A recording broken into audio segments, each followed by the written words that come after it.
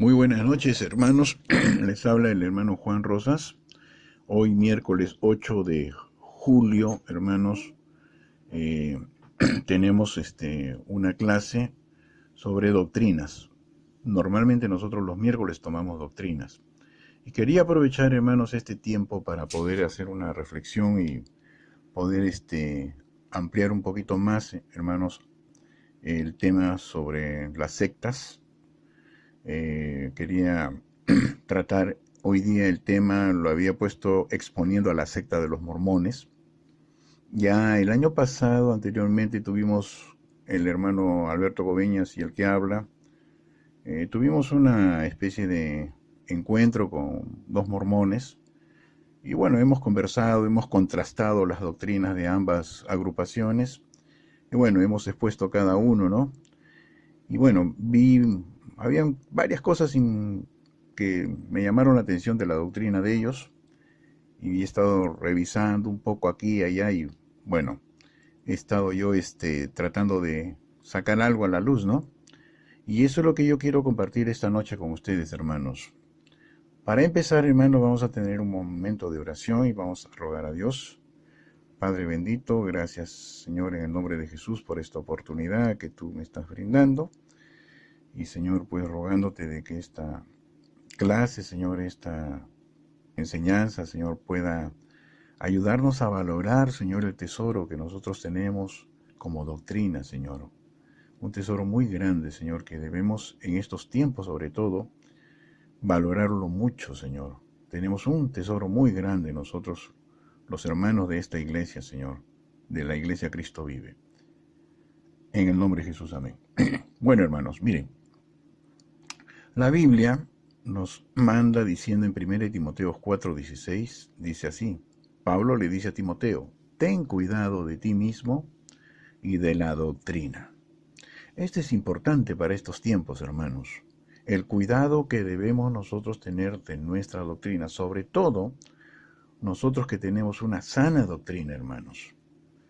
Y luego el mismo Pablo le dice a Timoteo, en la misma carta, en los versículos 1 Timoteo 1, 9 y 10, le dice lo siguiente.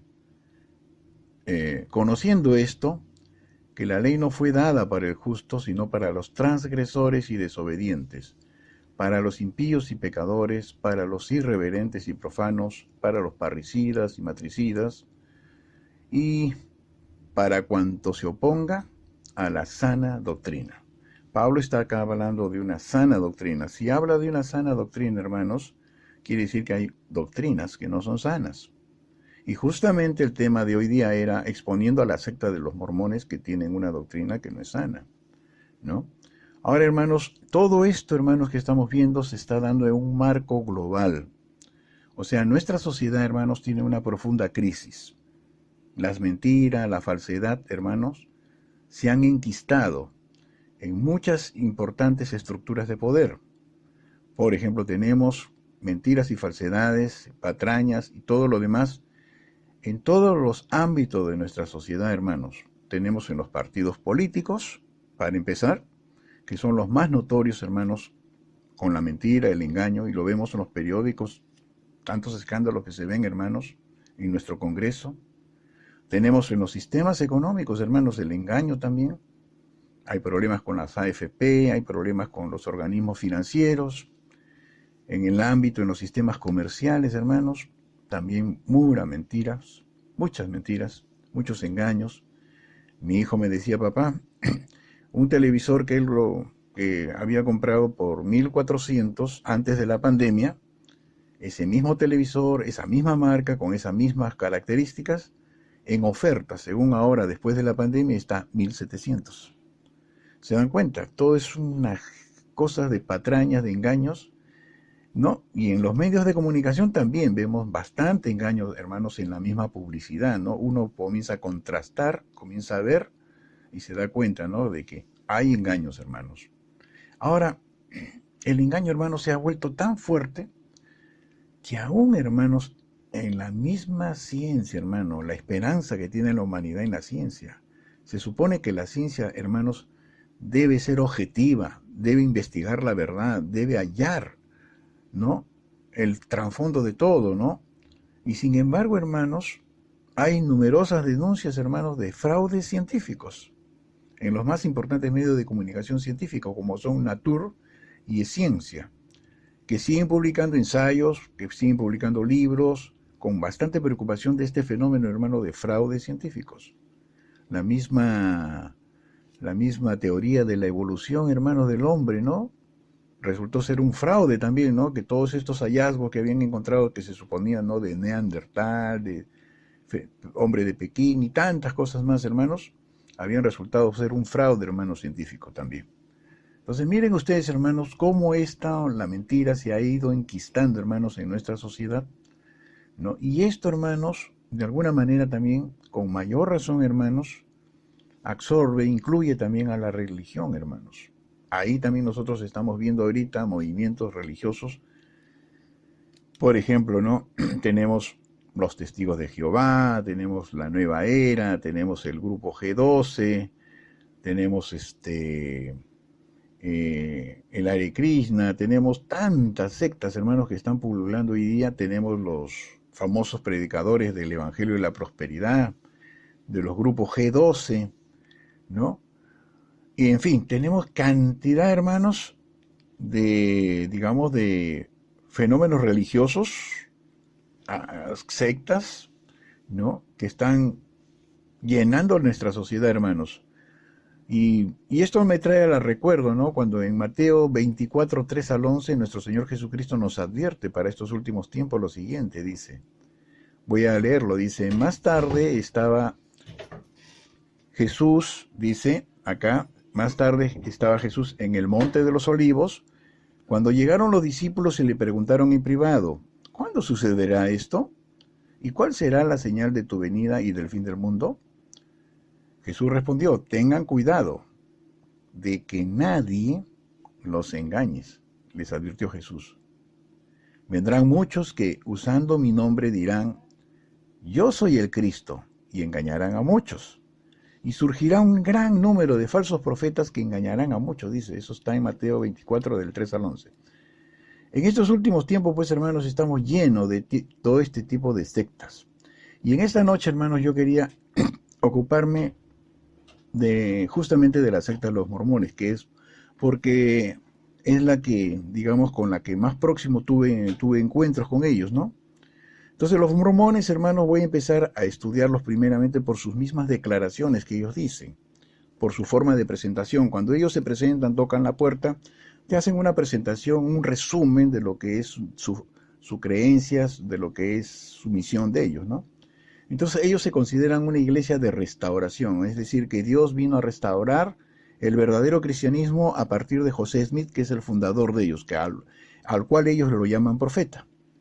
Veamos qué cosa afirman los mormones, hermanos. Miren, acá hay un testimonio, yo lo he extraído de la misma iglesia mormona, de su mismo libro de Mormón, está ahí en ellos.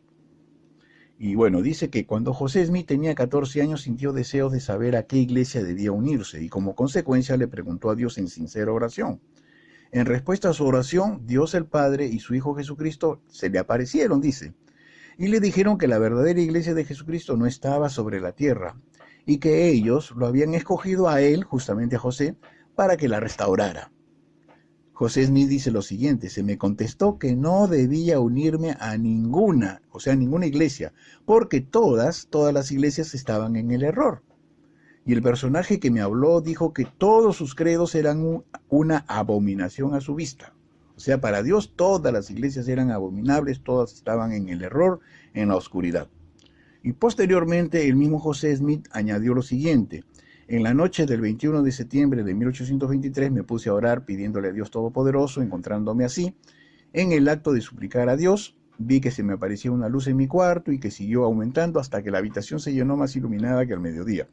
Cuando repentinamente se apareció un personaje al lado de mi cama, de pie en el aire, dice, porque sus pies no tocaban el suelo. Llevaba puesta una túnica suelta, blanca, muy blanca, ¿no? Me llamó por mi nombre y me dijo que era un mensajero enviado de la presencia de Dios y que se llamaba Moroni. O sea, era el ángel Moroni, dice, que Dios tenía una obra para mí, o sea, para José, y que entre todas las naciones, tribus y lenguas se tomaría mi nombre para bien y para mal, o sea, que se me iba a hablar bien o mal de mí en todo el pueblo. Y acá viene lo resaltante. Dijo que se hallaba depositado un libro escrito sobre planchas de oro, el cual daba una relación de los antiguos habitantes de este continente, así como el origen de su procedencia. También declaró que en él se encerraba la plenitud, oigan bien esto, la plenitud del Evangelio eterno, al cual el Salvador lo había comunicado a los antiguos habitantes. Por otra parte, me manifestó que cuando yo recibiera las planchas que él había hablado, porque aún no había llegado el tiempo para obtenerlas, no habría que enseñarles este es otro detalle, no habría que de enseñárselas a nadie, ni el pectoral con el Urim ni el Tumim, sino únicamente a aquellos que se mandase que se las enseñases, ¿no? Y bueno, y él prosigue su relato y dice acá lo siguiente, ¿no? Avanzando más. Dice, pronto, dice acá casi al final, pronto supe que había recibido tan estrictos mandatos en guardarlos, o sea, las planchas tenía que guardarlas. ¿Y por qué me había dicho el mensajero que cuando yo terminara de lo que se requería de mí, él vendría por ellos? O sea, el ángel, o sea, lo que José está diciendo es lo siguiente, que el ángel le dio a él unas planchas, él las llegó a tener en sus manos, y luego más adelante el ángel mismo vendría y recogería las planchas y se las llevaría al cielo. ¿Por qué? Porque no bien se supo, dice que yo las tenía, él dice así que cuando él tuvo las planchas, todo el mundo se hacía esfuerzos por quitárselos. O sea, eso es lo que dice José Smith. Bueno, vamos a analizar, hermanos, la declaración de ellos mismos a la luz de la Biblia. Vamos a analizar por partes. Miren, empecemos con el relato hecho por el mismo José, ¿ya? Dice que el ángel le había dicho, no debía unirme a ninguna iglesia porque todas estaban en el error. Hermanos, esta declaración es falsa. ¿Por qué? Contradice a la Biblia, contradice y niega el éxito del plan de salvación de Dios después del pecado de Adán y Eva.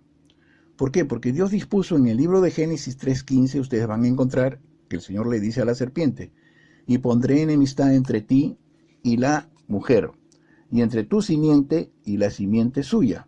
Esta te herirá en la cabeza, y tú le herirás en el calcañar. Eso es lo que dice el Señor. O sea, Jesús iba a dar muerte a la serpiente. La serpiente lo iba a herir a él, pero Jesús iba a dar muerte a la serpiente. Ahí nomás Dios ya está profetizando el triunfo de Cristo sobre la serpiente.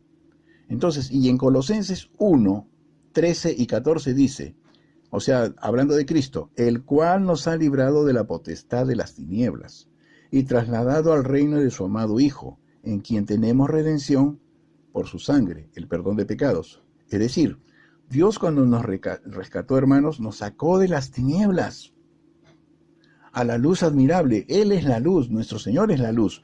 ¿Cómo puede decir José Smith que todas las iglesias estaban en tinieblas, que todas las iglesias estaban en el error? Imposible.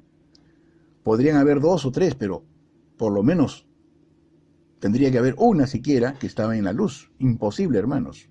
Porque acá el Señor nos libró de la potestad de las tinieblas y nos trasladó a su reino. Entonces, imposible de que la iglesia haya seguido en tinieblas. Colosenses 2 dice del 13 al 15, a vosotros estando muertos en pecados y en la incircuncisión de vuestra carne, os dio vida juntamente con él, perdonándonos todos los pecados, anulando el acta de los decretos que había contra nosotros, que nos era contrario, quitándolas de en medio y clavándolos en la cruz, y despojando, dice acá, a los principados y a las potestades, los exhibió públicamente, triunfando sobre ellos en la cruz. El triunfo de Jesús, lo que se había prometido en Génesis, hermano, ahora el Señor había logrado ese triunfo sobre el mal, sobre el diablo, ¿ok? Sobre las tinieblas. Y en Mateo 6:18 dice algo muy importante. Y yo también te digo que tú eres Pedro, y sobre esta roca edificaré mi iglesia, y las puertas del Hades no prevalecerán contra ellas. Las puertas del Hades no van a prevalecer, hermanos, contra la iglesia. O sea, la iglesia iba a continuar con la labor de Cristo, de predicar el reino de los cielos, hermanos, hasta el fin de los... Y acá en Mateo 28, 18 al 20 lo confirma. Miren, y Jesús se acercó y les habló, o sea, a los discípulos, diciendo, toda potestad me es dada en el cielo y en la tierra. Por tanto, id y haced discípulos a todas las naciones, bautizándolos en el nombre del Padre, del Hijo y del Espíritu Santo, enseñándoles que guarden todas las cosas que yo os he mandado. Y ojo con esta declaración. Y he aquí, yo estoy con vosotros todos los días, hasta el fin del mundo. Amén.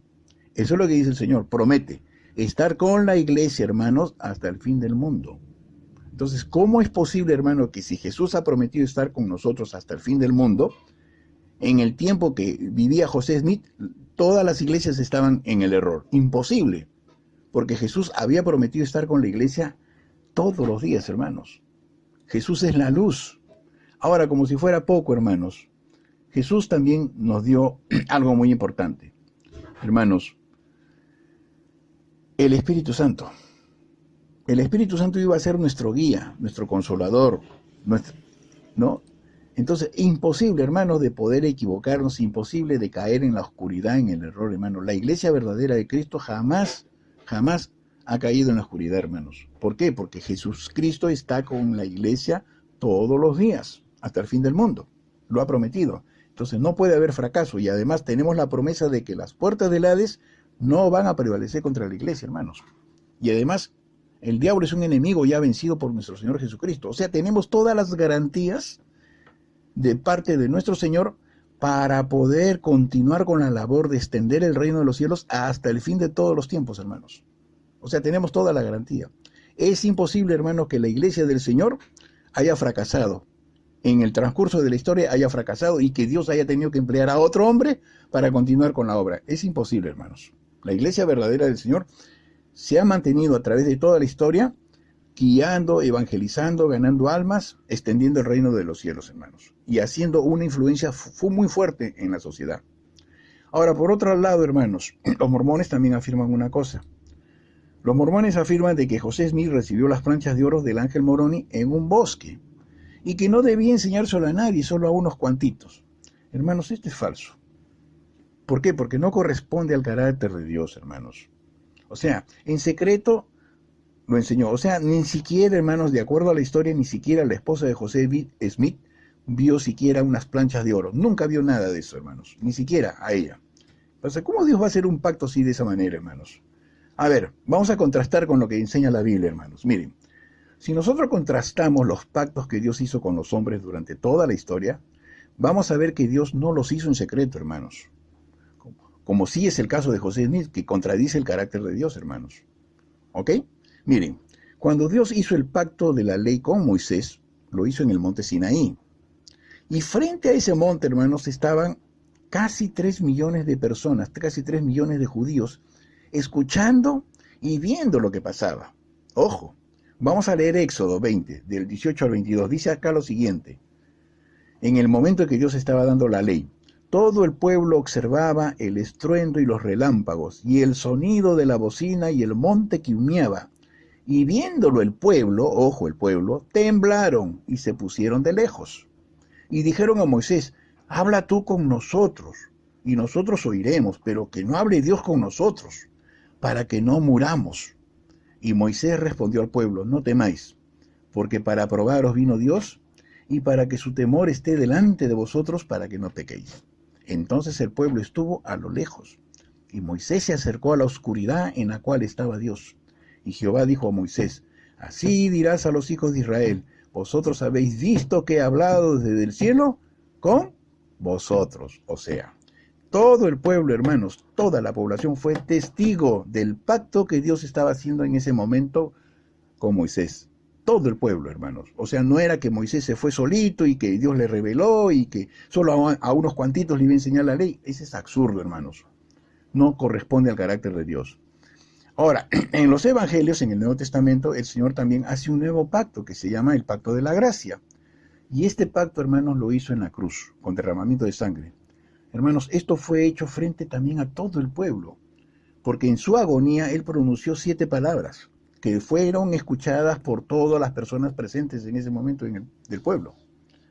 Y como testimonio, hermanos, de toda su deidad, de todas sus palabras dichas, Muere él, hermanos, y hay un fuerte terremoto. El cielo se oscurece, las rocas se parten, y no solo eso, hermanos, cuando él resucita, muchos santos resucitan también, hermanos. Voy a leer Mateo, esto está en Mateo 27, del 50 al 53.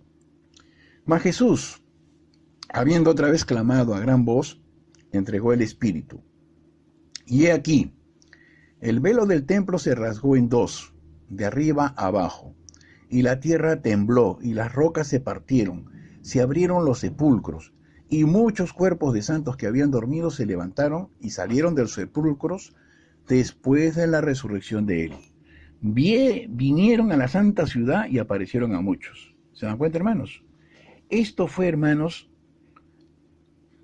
a luz de todo el mundo, hermanos, supo lo que había pasado, supo el pacto que Dios hizo en ese momento de la gracia. Todo el mundo fue testigo de eso, hermanos. O sea, no fue hecho en secreto.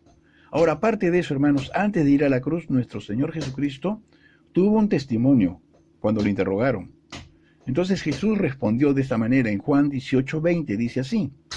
Jesús le respondió. Oigan bien esto de acá.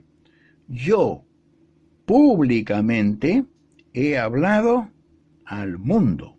Ojo con esa declaración de Jesús. Siempre he enseñado en la sinagoga y en el templo, donde se reúnen todos los judíos. Y ojo con esto. Y nada he hablado en oculto. ¿Se dan cuenta? Dios no hace las cosas en ocultas, hermanos. No lo hace en secreto, ahí por ahí. No. Pero José Smith, sí, él dice que sí, le dieron las planchas a él las miró, él las vio, y unos cuantitos más que de repente por ahí dice, pero a nadie más le enseñó. O sea, cosa rara, ¿no? No corresponde a... Si Dios está haciendo un pacto y según ellos dicen que iba a ser una restauración, ¿qué clase de restauración es esa que lo hace tan en secreto? ¿No? Ahora analicemos sobre las planchas. ¿Qué dice sobre las planchas? El relato de José Smith dijo que se hallaba depositado un libro escrito sobre planchas de oro, ojo, el cual daba una relación de los antiguos habitantes de este continente, así como su origen de procedencia. También declaró que en él se encerraba, ojo con esta declaración que dice José Smith, la plenitud del Evangelio eterno, el cual el Salvador lo había comunicado a los antiguos habitantes de América. Miren ustedes con esto, hermanos. O sea, quiere decir que la plenitud de la revelación de Dios, toda la plenitud que se alcanza, está en el libro de Mormón, en las planchas de oro. Es decir, a la Biblia le falta, la Biblia está incompleta. La Biblia no tiene toda la plenitud de la revelación de Dios. Es una blasfemia, hermano. Lo que está diciendo acá José Smith verdaderamente es una blasfemia, ¿no? Esta declaración, hermanos, la vamos a contrastar con lo que dice la Biblia. No puede estar incompleta, hermanos. Veamos. ¿Por qué? Porque Cristo, hermanos, la revelación, el nuevo pacto fue hecho con Cristo. Y Cristo, hermanos, es Dios, es la palabra viviente. Entonces, Él no pudo haber venido y dejarnos incompleto, inconcluso algo, hermanos, es absurdo. Vamos a ver lo que dice Colosenses 1:19. Por cuanto agradó al Padre que en Él, o sea, en Jesús, habitase toda plenitud, hermanos, toda plenitud, toda la deidad. Colosenses 2:9 dice, porque en Él habita corporalmente la plenitud de la deidad. Y ojo con esto, y vosotros, o sea, por nosotros, estáis, esta palabrita es importante, completos en Él. Estamos completos, hermano, no nos falta nada. Que es la cabeza de todo principado. O sea, estamos completos nosotros, hermanos. No tenemos falta de nada. Además, los mormones dicen lo siguiente, que su libro de Mormón es otro testamento, es decir, es un tercer testamento, Antiguo Testamento, Nuevo Testamento, y ahora tenemos el Testamento de Mormón. Según ellos dicen que es otro testamento. Eso es falso, hermano, también. Muy fácil. ¿Por qué? Porque la Biblia dice lo siguiente, miren. Para que haya otro testamento, hermanos, tiene que haber un testador, o sea, una persona, un benefactor. Pero para que ese testamento se haga realidad, la persona tiene que morir. O sea, por decirte, ¿no? Si muere una persona, entrega como testamento, deja su casa a su hijo, pero la persona tiene que morir. Estando vivo esa persona todavía no. ¿Qué dice la Biblia, hermanos? Vamos a ver. Si los mormones dicen que el libro de Mormón es otro testamento, vamos a ver qué cosa dice acá. A ver, ¿qué dice acá? En Hebreos 9, 16 y 17, ¿qué dice? Porque donde hay testamento, es necesario que intervenga muerte del testador. Porque el testamento con la muerte se confirma, pues no es válido entre tanto que el testador vive. O sea, en otras palabras, hermanos, la persona para dejar un testamento tiene que morir. Entonces, si el libro de Mormón, hermanos, es un tercer testamento, Cristo tendría que haber venido nuevamente a morir 2 veces. Y eso contradice lo que dice la Biblia. La Biblia dice en Hebreos 9:27 que Dios mismo estableció una ley. Y de la manera que está establecido para los hombres que mueran una sola vez, y después de esto, el juicio. Eso es lo que dice la ley. Y en Romanos 6, 9 y 10, ¿qué cosa dice? Sabiendo que Cristo, habiendo resucitado de los muertos, ya no muere. Ya no muere. La muerte no se enseñorea más de él. Porque en cuanto murió al pecado, ojo con esto, murió una vez por todas.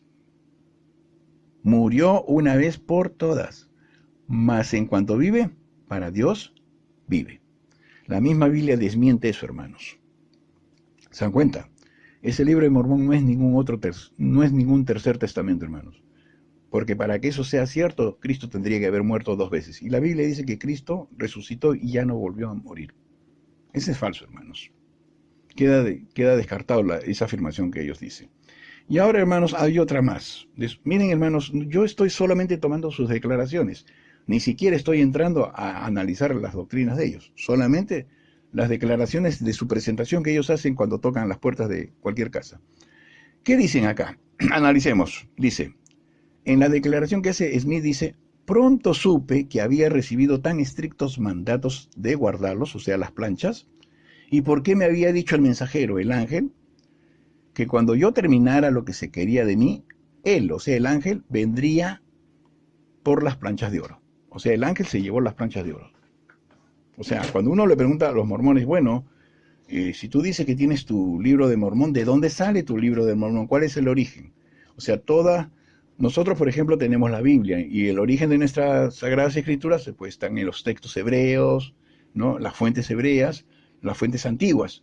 Esos son libros, son copias de la Biblia que, bueno, son antiquísimas y cuando uno quiere, uno va y saca y traduce, ¿no? Pero a uno le pregunta a ellos, ¿dónde están las planchas de oro? Ellos te responden, no, que las planchas de oro ya se lo llevó el ángel Moroni al cielo de nuevo.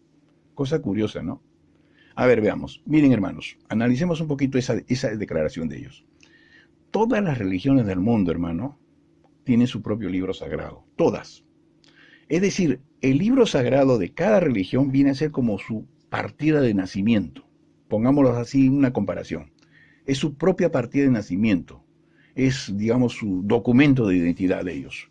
O sea, y cuando un erudito, un lingüista, quiere hacer una traducción, hermanos, de cualquiera de esos libros sagrados, lo quiera traducir al castellano, al inglés, al francés, a cualquier idioma contemporáneo, lo que hace es revisar el libro original, ir a la fuente. Esa fuente está escrita seguramente en algún idioma y hay que traducirlo, ¿no? Pero para eso hay que ser perito, erudito, ¿no? Porque hay idiomas arcaicos que ya no se usan. Y eso tenemos que nosotros comprender. Entonces, por ejemplo, los judíos tienen como libro sagrado la Torá. Esa Torá ha sido escrita en hebreo antiguo y en arameo antiguo. Entonces, cuando una persona quiere sacar una traducción, va a la fuente, revisa el libro que está escrito en un hebreo antiquísimo, y luego va traduciéndolo y va pasándolo al idioma que uno desea. Los musulmanes también tienen su libro sagrado, hermanos, que se llama el Corán. Esto está escrito en árabe clásico. Los hinduistas tienen como libro sagrado el Bhagavad Gita, que está escrito en el idioma sánscrito de la India. Los budistas, hermanos, tienen como libros sagrados el Tipitaka, que está escrito en el idioma Pali. Todos estos idiomas son reconocidos, hermanos. El taoísmo tiene como libro sagrado el Tao Te Ching, hermanos, que fue escrito en el estilo críptico, un texto que no es comprensible para cualquier hermanos, y que está escrito solo para el entendimiento de unos pocos. Son pocos eruditos los que pueden entrar, hermanos, a traducir ese libro, pasarlo a los idiomas que uno desea. Y nosotros los cristianos, pues bueno, nuestro libro sagrado, la Biblia, ¿no?, que ha sido escrito en hebreo, arameo y en griego, ¿no?, el Nuevo Testamento. Entonces, hermano, acá llama la atención de los mormones. Los mormones son las únicas sectas, hermanos, que no tienen una fuente original. Esta fuente original vendría a ser las famosas planchas de oro que dicen que ellos. No tienen su fuente original de su supuesto libro sagrado, que es el libro de Mormón. Según ellos, porque las planchas de oro se lo llevó el ángel Moroni al cielo. O sea, qué conveniente para ellos, ¿no? Y ahora, otra cosa interesante. Según lo que dice José Smith, que esas planchas de oro estaban escritas en un idioma llamado egipcio reformado. Y hermanos, ese idioma ha sido un invento de José Smith, ¿no? El nombre, ¿no? Porque ningún lingüista, hermanos, ningún egiptólogo, personas que se encargan de estudiar la cultura egipcia, de todo el mundo, ninguno de ellos reconoce semejante idioma. Ninguno de ellos afirma, y ellos dicen bien claro que ese idioma jamás existió. Porque ellos revisan papiros, revisan documentos, pergaminos, y se han hallado restos arqueológicos de esos documentos, y jamás, hermano, se ha encontrado un idioma egipcio reformado, como dice José Smith, jamás. Entonces no hay pruebas, hermano, de que existe ese idioma, como tampoco tienen pruebas de su libro. Y esto es lo curioso, hermanos, que ellos no tienen un testimonio original escrito, ¿no?, que serían las planchas de oro, porque no existen. Y lo curioso, que el idioma en que fue escrito esas planchas, según ellos, es un idioma que tampoco existe. O sea, es increíble. O sea, ellos están... ¿En qué cosa es lo que sustenta esa religión, hermanos? ¿Qué documento tienen ellos para sustentarse? Están en el aire. No tienen nada. Es decir, su libro sagrado, su supuesto libro sagrado, no existe. El idioma en que fue escrito tampoco existe. O sea, para empezar por ahí, hermanos, miren ustedes cuál es el origen de esta secta y sobre qué basan, sobre qué están sustentándose. O sea, es decir, esta gente, hermanos, se está sustentando sobre una mentira, sobre un engaño, sobre un fraude, hermanos. Esto se llama fraude, realmente. O sea, sus orígenes de ellos es un fraude, hermanos, sinceramente. Entonces, hermanos, nosotros pues tenemos que, hoy día más que nunca, hermanos, tenemos que valorar nuestra doctrina, hermanos. De verdad, cuando yo he estado preparando, hermanos, este estudio, revisando, analizando, he estado haciendo bastantes preguntas. De verdad, hermanos, y yo me siento bastante dichoso de la doctrina que tenemos, hermanos. Nosotros, bueno, voy a ser un poquito más específico, nosotros los bautistas. De verdad, hermanos, nosotros los bautistas tenemos que valorar nuestra doctrina, hermano, más que nunca. Y tenemos que profundizar más en las escrituras, hermanos, escudriñarlas más. ¿Por qué? Miren, de acá yo saco una lección, hermanos, de acuerdo a la misma Biblia. O sea, ¿qué podemos aprender de esta lección? Primeramente, por la gracia de Dios, hermanos, nosotros los bautistas estamos siguiendo la doctrina de Jesús, para empezar. Eso está, el versículo de donde puedo sacar esto, está en Mateo 7, 28. Y esta doctrina de Jesús se la transmitió a los apóstoles. Los apóstoles, eso está en Hechos 2:42 y en Hechos 13:12. Ahora, algo importante, hermanos. Esta doctrina, hermanos, escuchen bien, es admirable y asombrosa. De verdad, hermanos. A veces no nos hemos puesto a pensar en eso, pero eso está en la Biblia. Esta doctrina, hermanos, que nos dejó nuestro Señor Jesucristo y los apóstoles, es una doctrina admirable, es una doctrina asombrosa. Si usted, hermanos, se empapa de esta doctrina, usted va a causar, hermanos, admiración y asombro. Hermanos, yo les voy a contar una anécdota. Acá, nuestro hermano, teníamos un hermano acá, que ya no está con nosotros, se fue a los Estados Unidos. Una vez estuvo una conversación con un grupo de hermanos, de hermanas de otra iglesia, de corte pentecostal. Y de verdad que ellas se causaban asombro, hermano, admiración y asombro. Se quedaban asombradas de todo lo que el hermano sabía, de todo lo que el hermano decía, de todo lo que este hermano les transmitía a ellas. Se quedaban asombradas. ¿Cómo sabe tanto de la Biblia? Decía, ¿cómo conoce, no? Y cómo hilvana los versículos. Y de verdad, hermanos, esta doctrina nuestra, que es admirable y asombrosa, usted lo puede encontrar en Marcos, capítulo 1, versículo 22 y versículo 27. Entonces, hermanos, es un motivo, hermanos, para valorarla más. Ahora, esta doctrina debemos obedecerla de corazón, hermanos, porque apela al corazón, nuestra doctrina. Esto está en Romanos 6:17. Y es más, hermanos, con esta doctrina nosotros debemos edificar a los demás hermanos. Eso está en 1 Corintios 14:26. Ahora, debemos ser conscientes, hermanos, de que estamos siguiendo una buena doctrina. Es una buena doctrina. Eso está en Timoteo, 1 Timoteo 4:6, y es una sana doctrina, hermanos, que está en Tito 2:1. Hay muchos más versículos, hermanos, que podríamos ir escarbando. Bueno, he cogido algunos para ir explicando cada punto. Ahora, nosotros esto debemos ser bien celosos, hermano, en guardar este tesoro espiritual que tenemos, que es nuestra doctrina. Y no debemos, hermanos, recibir a otras personas que no traigan esta doctrina. Eso lo dice la Biblia, está en 2 de Juan 1:10. Y otra cosa, hermano, muy triste.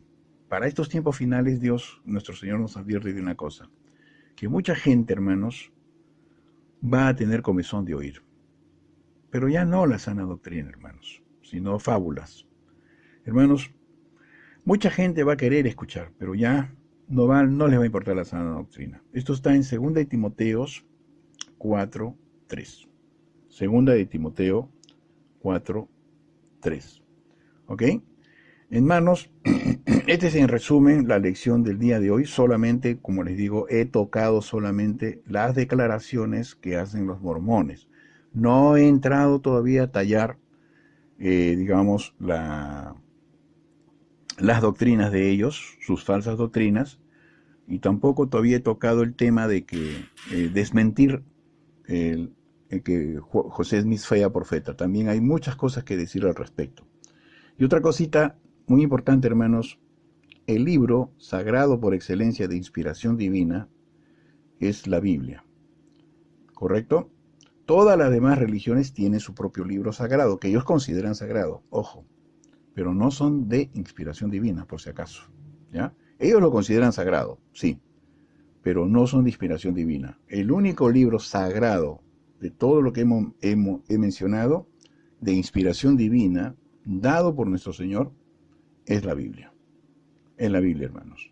Que esto quede bien aclarado. Vamos a tener un momento de oración, hermanos, ya para despedirnos. Les agradezco su atención. Espero poder haber contribuido con lo que acabo de decirles. Bueno, vamos a orar. Padre bendito, gracias, Señor, por este momento. Rogándote, Señor, que todo lo dicho, Señor, pueda servir, pueda ayudar, Señor, a edificar el cuerpo de Cristo, que podamos valorar mejor nuestra doctrina, Señor, atesorarla para estos tiempos con mayor razón, y podamos seguir adelante, Señor, hasta el final de los tiempos contigo, guardando celosamente, Señor, lo que tú nos has enseñado. Gracias, Padre, en el nombre de Jesús. Amén.